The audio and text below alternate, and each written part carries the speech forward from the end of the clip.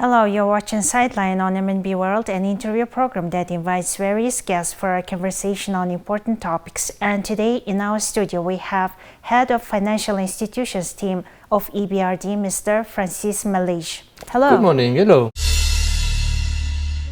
Francis Malige is the Managing Director of Financial Institutions for the EBRD. He leads the bank's investments in the financial sector, including banks as well as insurance companies, non-bank financial institutions, and capital market infrastructure companies across 3 continents.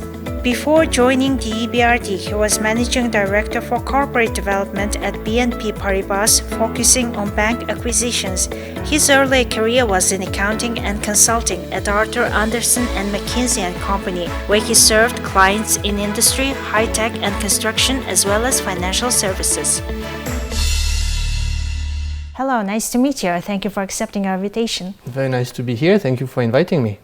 Well, let's start our interview from the purpose of your visit to Mongolia. What outcomes do you expect from this working visit? Well, it's always a pleasure to be in Mongolia to begin with. It's the easternmost of the countries of operations of EBRD. We are coming here to launch a green energy financing facility program. In fact, we've started it in 2020, but due to the pandemic, we weren't able to have a large-scale launch event with our clients and with our partners, so we're doing it today. I see. Recently, EBRD launched its Northeast Asia Economic Outlook, where it projected that in Central Asia, the economic growth will be around 5.2%, including Mongolia. What are the factors that are contributing to this growth? Mongolia should be higher than that, actually, more than 7%.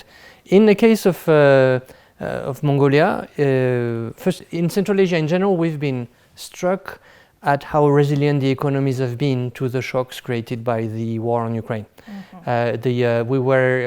We feared that Mongolia would be hit very hard, and in fact, the whole region economies were very resilient. So in the case of Mongolia, we see factors like the resumption of tourism, better commodity prices, the resumption of mining, increase in mining as factors for this growth. We would like to see, and that's our strategy for the country, diversification of the economy. A more balanced economy. Currently, the economy is too dependent actually on the mining industry, and we think Mongolia has a lot of potential beyond that. I see. EBRD implements different programs, including the programs directed to gender equality and inclusivity. What kind of programs are being implemented here in Mongolia on this matter? Well, on the Women in Business program, it is implemented here indeed in Mongolia. We work with female entrepreneurs, not just to provide finance to them, because we realize that working on gender equality when it comes to being an entrepreneur is not just the money. It's also about the advice, and it's also about the network. Being an entrepreneur is a very lonely activity. There's very few people beyond maybe your spouse or your parents to whom you can actually confide and with whom you can share your difficulties.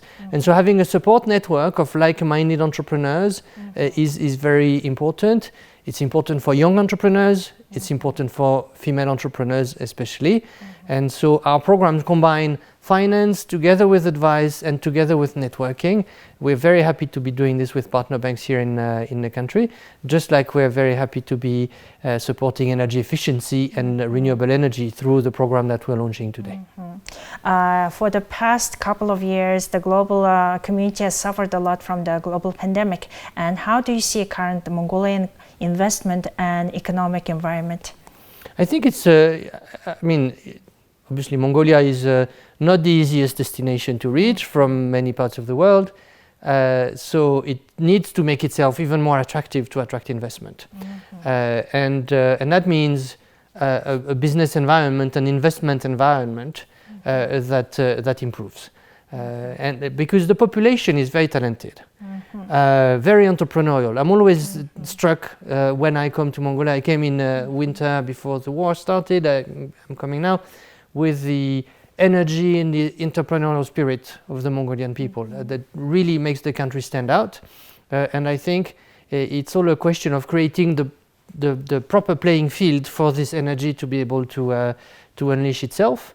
And then once you have great entrepreneurs, and you do in this country, foreign investment will also come because good entrepreneurs get noticed. You have just mentioned that Mongolia needs to diversify its economy and lessen the dependency on the mining sector. And to your opinion, what kind of economic sectors are most prospective for Mongolia at the moment?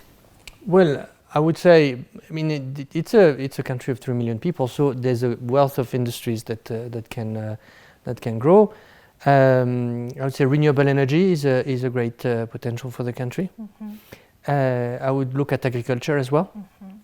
You have fertile land suited for agriculture and especially for pasture.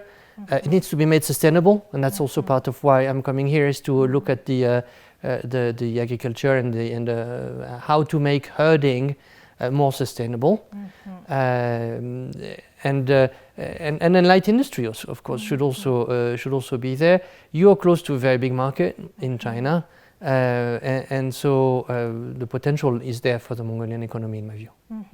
EBRD has been operating in Mongolia for a while, and until today, how many investments have been made into the Mongolian market?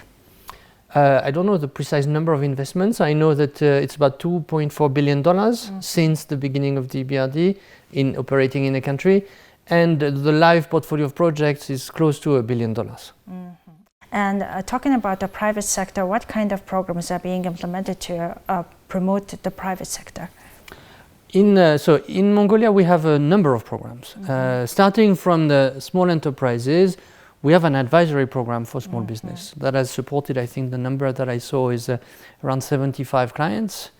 And that's purely advisory. So there's no financing. It's just, again, working with an SME, making sure that they understand their challenges and that they can tackle these challenges. Sometimes, again, being an entrepreneur is a very lonely task. So bringing them experts, consultants, advisors is a great way to support them. So that's really for the small enterprises. Then there's another way in which we support smaller companies is through banks. We have a lot of partner banks in the country, some of which have been partners in the Women in Business program or in the green energy program. So we lend money to these banks so that they then on-lend that money to small and medium businesses in the country, and it's a large part of what we do. And we also have direct lending to larger companies. That goes from the mid-sized company to the very large, like the Oitolgoi project is a client of EBRD, for example. So that's kind of on the very large side. And then finally, we have a sustainable infrastructure business, which works both with energy production, with municipalities, with transport. There's very specific challenges in Mongolia that are linked to the size of the country and the relatively low population density. So you don't provide energy in the same way in a country that has these characteristics like Mongolia than you do in a country with very dense population. And so all these programs are available, up and running, and investing as we speak in the Mongolian economy.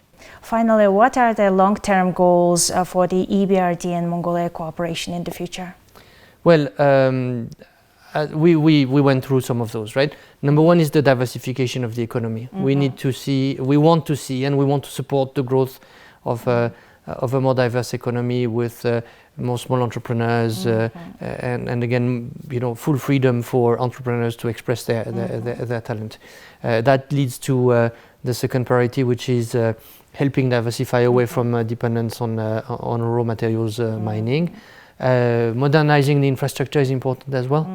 There's a large issue with especially insulation of buildings and energy efficiency in the country, as well as usage of coal as a source of energy. Of course, last time I was here was in the winter. I remember how cold it was. So insulation is particularly important in a climate like Mongolia. It will be also increasingly important to have proper insulation in the summertime. With climate change, we can expect more extreme climate. I know it sounds difficult to be more extreme than the climate of Mongolia today, but it will still be more extreme with zoods and these sorts of phenomena, desertification, long dry spells, long cold spells, and so on. So being ready for those is really important, and being ready for those is a matter of infrastructure.